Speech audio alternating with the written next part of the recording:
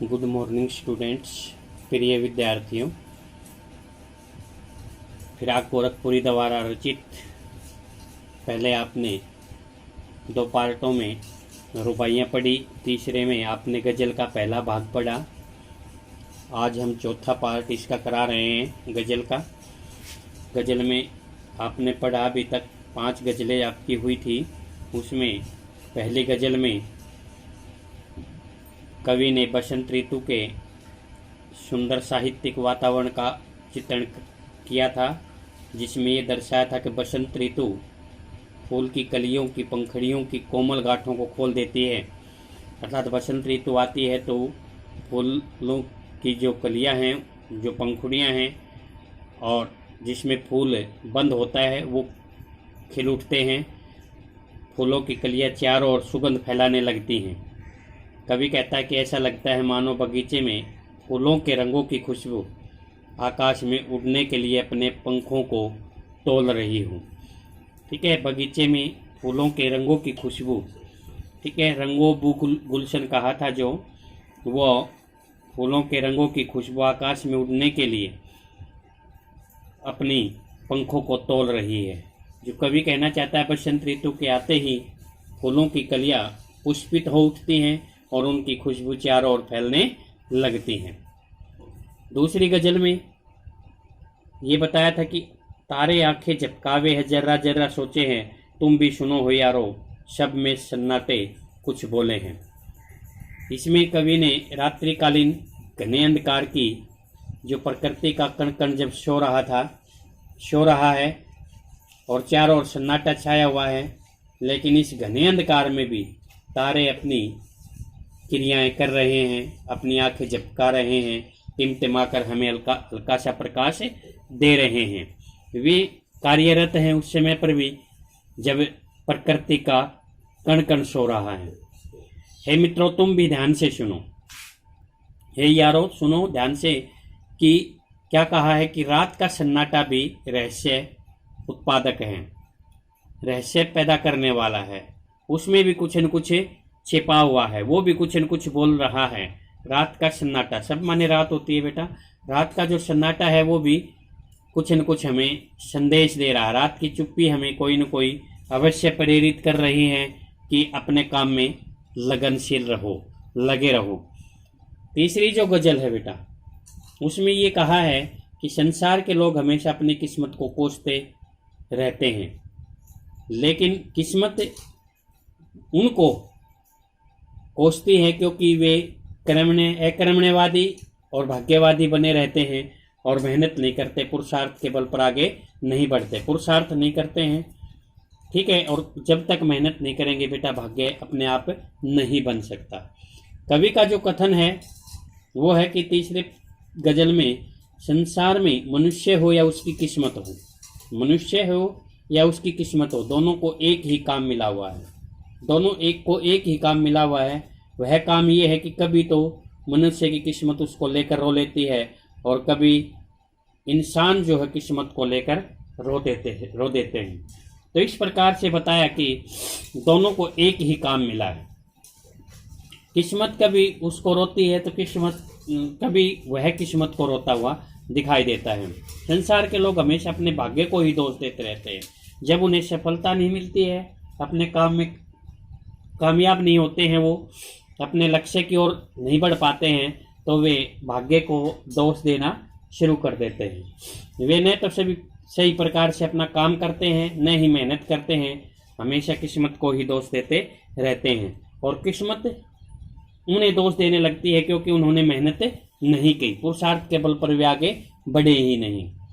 चौथी जो गज़ल है बेटा, उसमें कवि दूसरों की निंदा करने वाली जो कुप्रवृत्ति होती है, बुरी भावनाएं जो होती हैं, ठीक है, उन पर करारा व्यंग्य करते हैं।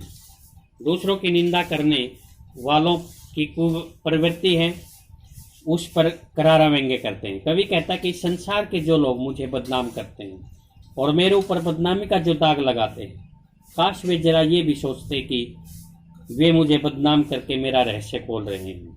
वे सोचते, अर्थात थोड़ा सा वे समझ जाते कि वे मुझे जो बदनाम कर रहे हैं मेरा रहस्य खोलना चाहते हैं या अपना रहस्य खोलकर समाज को बता रहे हैं, अर्थात वे अपने रहस्य को छिपाने चाहने के लिए मेरे ऊपर बदनामी का दाग करना चाहते हैं। दूसरों की निंदा करना वे अच्छा नहीं मानते हैं। जो दूसरों की बुराई करते हैं, दूसरों के बारे में कुछ कहते हैं, जो लोग दूसरों को बदनाम करने का प्रयास करते हैं, वे पहले स्वयं ही बदनाम हो जाते हैं। कवि का विचार है कि जो दूसरों में कमियां छांटते हैं बेटा, जो दूसरों में कमियां वही लोग छांटते हैं जिनमें स्वयं में कमी होती है, क्योंकि निंदा करने वाले व्यक्ति को समाज में सम्मान प्राप्त नहीं होता है। ठीक है, तो इसी प्रकार से इसमें जो बताया 4 गजल हुई। 5वीं जो कहा है उस कविता इसमें बताया था कि प्यार एक अनमोल भावना है, इसकी किसी अन्य वस्तु से तुलना नहीं की जा सकती। एक सच्चा कवि पूरे विवेक के साथ, पूरे होश हवास से प्यार की कीमत चुका देता है। इसके लिए वह समाज में बदनामी का कष्ट भी उठाता है। वह प्यार पाने के लिए दीवाना बनने को भी तैयार हो जाता है। कहने का भाव ये है कि एक पागल प्रेमी समाज की कोई चिंता नहीं करता है। वह तो केवल अपने प्यार को पाने की चाहत में पागल और विवेकहीन बना रहता है। वह किसी की परवाह नहीं करता है। एक सच्चा प्रेमी प्रेम के लिए कोई भी कीमत चुका सकता है और कभी ने इसके लिए स्वयं का उदाहरण दिया है। तो इस प्रकार से आज हम 6ठी जो गजल है बेटे, तेरे गम का पासे अदब है, कुछ दुनिया का ख्याल भी है। ये कहा है कि अपनी प्रेमिका को संबोधित करते हुए कवि ने कहा है कि मैं तुम्हारे हृदय की पीड़ा वेदना को समझता हूँ, बल्कि उसका आदर भी करता हूँ। कि मान सम्मान, पासे अदब गम होता है दुख का, जो पासे अदब मान सम्मान करता हूँ। तेरे दुख का मैं मान सम्मान, तुम्हारे हृदय की जो पीड़ा है, वेदना है, कष्ट है, उसको मैं समझता हूँ, उसका आदर भी करता हूँ, सम्मान भी करता हूँ। कुछ दुनिया का ख्याल भी है, मुझे इस दुनिया का ख्याल भी है, अर्थात मैं इस दुनिया का ख्याल छोड़ करके मुझे इस संसार का ध्यान भी रखना है, क्योंकि मुझे इस संसार का भी ख्याल रखना पड़ेगा, क्योंकि मैं सबको छोड़कर केवल तुम्हारी ओर ध्यान नहीं दे सकता। अर्थात उसको ये बताया है कि अपने प्रिया को पाने के लिए, अपनी प्रेमिका को पाने के लिए उसने जो पिछली गजल में ये कहा था कि वह प्रत्येक कीमत को चुकाने के लिए भी तैयार है, तो यहाँ ये कहा है कि वह तेरे जो कष्ट की, हृदय की जो पीड़ा है, उसका वह मान सम्मान भी करता है, लेकिन इसके साथ साथ उसे दुनिया का भी ख्याल करना पड़ रहा है। तो क्या कहा, सबसे छिपा के दर्द के मारे चुपके चुपके रोले। उसने अपनी प्रेमिका को, अपनी प्रिया को संबोधित करते हुए, मेरी स्थिति तो लगभग तुम्हारे जैसी है, मेरे हृदय में भी दर्द है, लेकिन मैं अपने दर्द को दुनिया से छिपा लेता हूँ।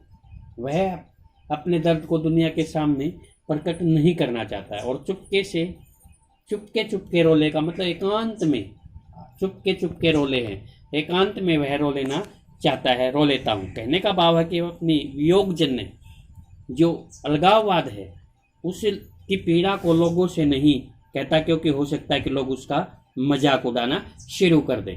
तो इसलिए वो अपनी प्रिया से कहना चाहता है कि तेरे गम के मारे, तेरे जो कष्ट है उसको मैं समझ रहा हूँ, लेकिन मुझे दुनिया का भी ख्याल करना पड़ता है, क्योंकि दुनिया के सामने वह अपना दुख प्रकट नहीं कर सकता। और कहता है कि उस दर्द को, उस पीड़ा को वह सब से छिपा करके क्या करता है, चुपके से एकांत में रो लेता है। अर्थात अपनी जो वियोग की पीड़ा है उसको लोगों से नहीं कहता, क्योंकि हो सकता है कि लोग उसका मजाक उड़ाना शुरू कर दे। तो अपनी जो विरह रूपी पीड़ा है, विरह जनित पीड़ा है, उसका मार्मिक चित्रण उन्होंने किया है। तो इस प्रकार से उसने अपने प्रिया का या प्रेमिका के बारे में जो कुछ कहा, और इसके साथ साथ उसने दुनिया का भी ख्याल किया है। 7वीं गजल में बेटा ये बताया है कि किस प्रकार से कवि प्रेम में डूबे हुए प्रेमी की मनोव्यथा का मार्मिक चित्रण करता है, जो प्रेम में डूब जाते हैं। फितरत का कायम है तवाजुन, आलमे हुस्नो इश्क में भी उसको उतना ही पाते हैं खुद को जितना खो ले हैं। फितरत होता है बेटा, फितरत का जो अर्थ है वो आदत होती है। तवाजुन होता है संतुलन, ठीक है, तवाजुन ठीक है। और कायम जो होता है, कायम कायम करना, विद्यमान करना, ठीक है। तो ये कहा है कि आदत और संतुलन जो विद्यमान है उसको आलम हुस्न नो इश्क, सुंदरता और प्रेम का आलम, सुंदरता और प्रेम का आलम, जो आलम है उसको वह छुपाए रहता है। प्रेम का नशा अभी भी उसके अंदर कहता है कि विद्यमान है।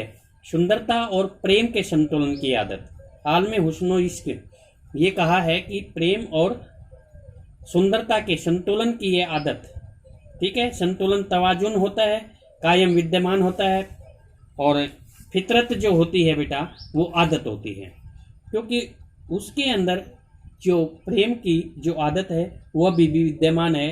सुंदरता और प्रेम के संतुलन की जो ये आदत है वो अभी तक उसके अंदर समाई हुई है, अभी तक प्रचलित है। प्रेमी प्रेम में जैसे जैसे डूबता जाता है वैसे वैसे वह प्रेम को प्राप्त करने लगता है। उसको उतना ही पाते हैं खुद को जितना खोले हुए हैं, अर्थात जितना उसके अंदर पहुंच जाएगा, जितनी गहराई में वो जाएगा, जितना उसके प्रेम में लीन हो जाएगा, वह उसको उतना ही प्राप्त कर सकेगा। तो जो कवि कहना चाहता है कि जब प्रेमी सांसारिक बंधनों को त्याग कर जब प्रेम में डूब जाता है तो वह निश्चय ही प्रेम को प्राप्त कर लेता है। प्रेम की वियोग अवस्था में जब प्रेमी खो जाता है तो उसे प्रेम की, प्यार की अनुभूति होने लगती है। स्वयं को भूलने और अपने प्रेम को पाने के में जो उन्होंने ये दर्शाया है कि किस प्रकार से सुंदरता और प्रेम के संतुलन की ये आदत जो है वो बदस्तूर विद्यमान है उसके अभी भी, ठीक है। और जैसे जैसे वह उसके अंदर उसको उतना ही पाते हैं, अर्थात उस खुद को जितना खोले हुए हम उसमें जितना भी अपने आप को खोलेंगे उसको उतना ही जल्दी प्राप्त कर लेंगे। तो ये कहा है प्रेम के बारे में, सुंदरता और प्रेम की संतुलन की ये जो आदत है उसके बारे में, क्योंकि उसके अंदर प्रेम की जो भावना है वो अभी भी विद्यमान है। 8वीं जो गजल है बेटा, इसमें ये दर्शाया है कि बाह्य सौंदर्य की अपेक्षा अपने आंतरिक सौंदर्य को देखने और अनुभव की जरूरत है हमें। हम बाह्य सौंदर्य पर कई बार आकर्षित हो जाते हैं, लेकिन हमें आंतरिक सौंदर्य को भी देखना चाहिए, अनुभव करना चाहिए। इसकी सलाह जो फिराक गोरखपुरी ने दी है। आबो ताब अस आर न पूछो, तुम भी आंखें रखो हो, अर्थात किसी के बारे में भी चमक दमक के बारे में। आबो ताबे अस आर, असार होता है चमक दमक से की गई जो शायरी होती है, चमक दमक जो होती है बाहरी, उसकी न पूछो, उसके बारे में न जानो, अर्थात जो बाहरी चमक दमक से की गई शायरी है उसकी ओर ध्यान नहीं देना चाहिए, बल्कि हमें उसके अंदर के भावों को समझना चाहिए। तुम भी आंखें रखो हो, मतलब तुम भी आंखें रखते हो, तुम भी देख सकते हो, तुम भी समझ सकते हो। उसके अंदर हमें शायरी के अर्थ की ओर ध्यान देना चाहिए, क्योंकि उसमें सौंदर्य विद्यमान होता है।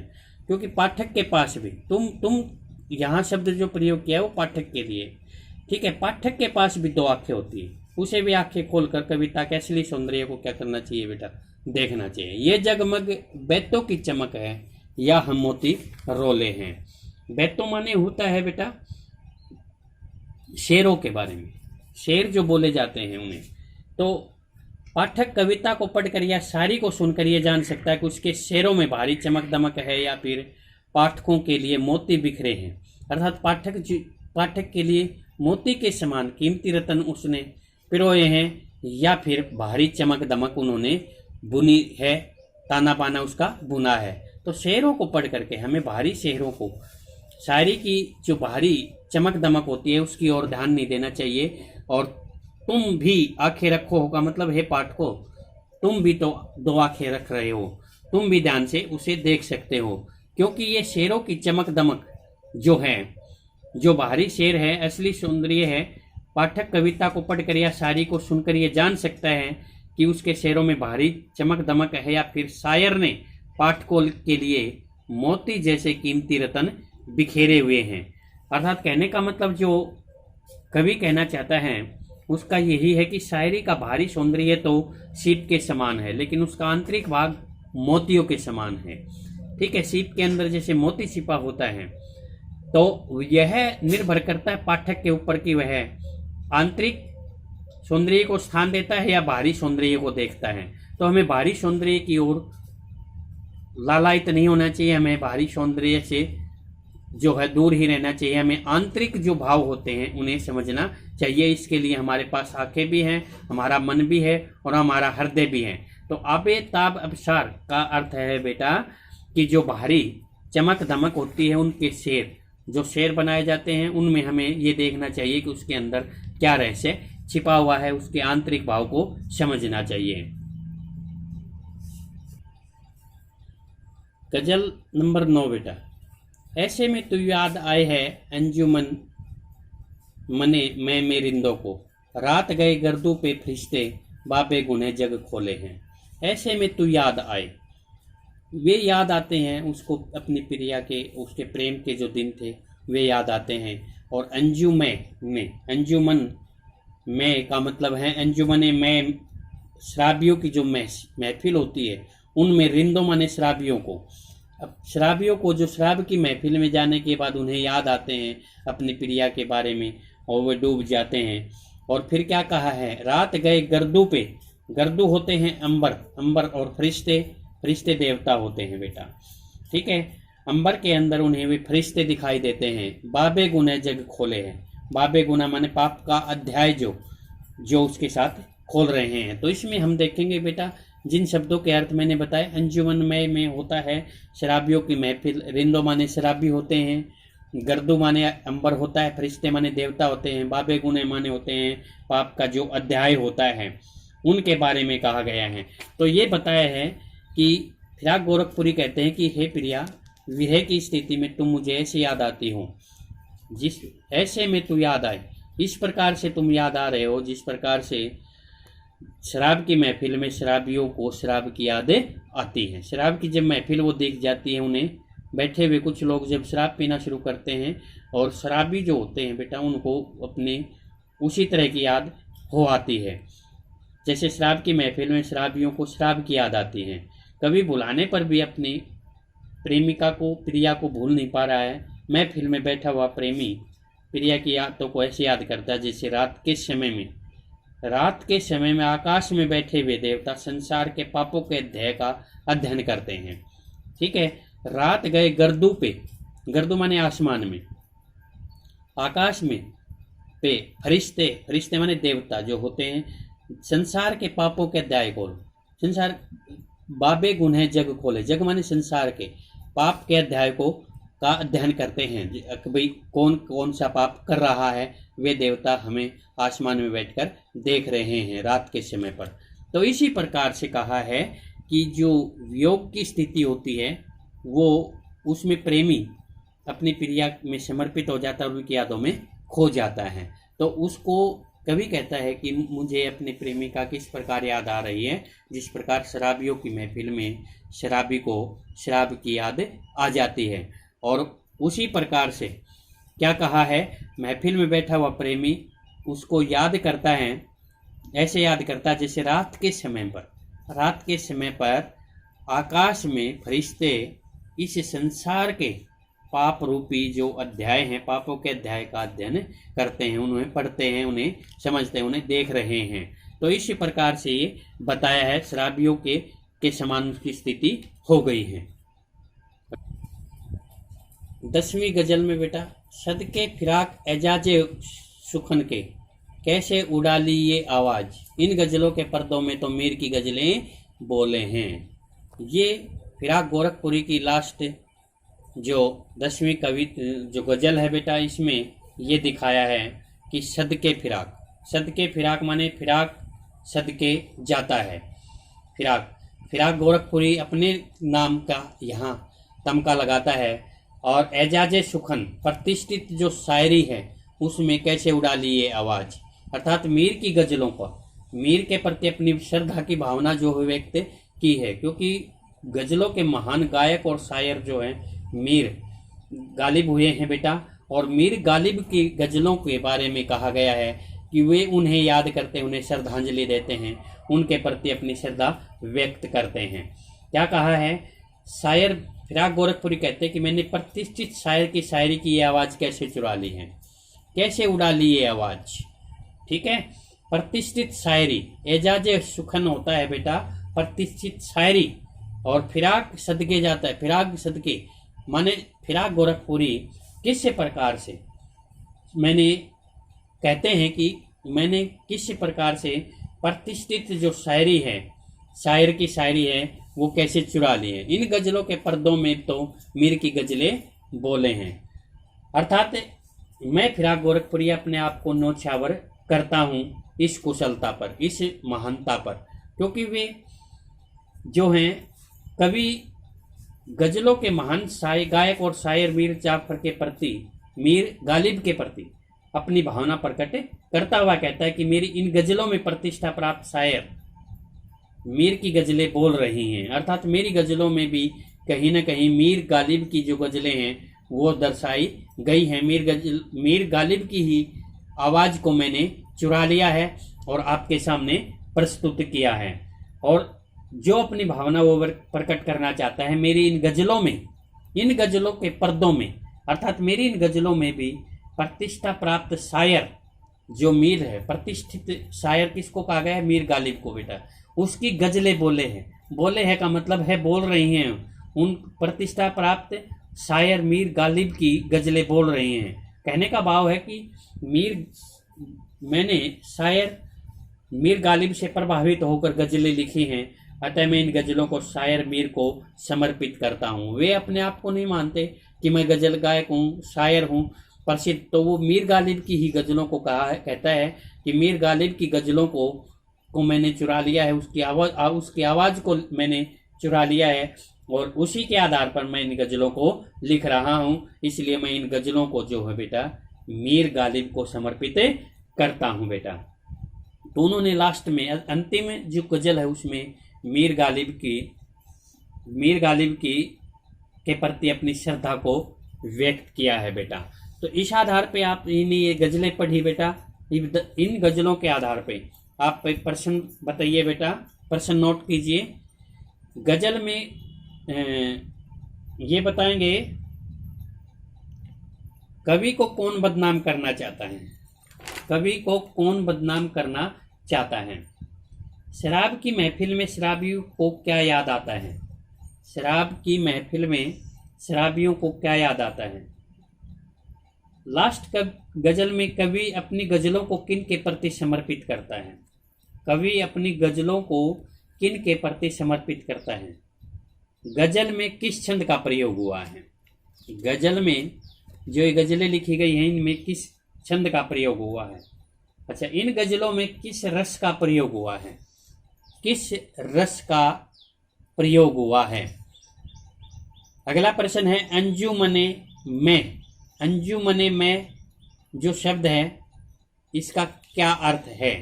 अंजुमने में इन शब्दों का क्या अर्थ है अंजुमने में का। फरिश्ते, फरिश्ते जो शब्द है वो किसके लिए आया है। ठीक है, आगे है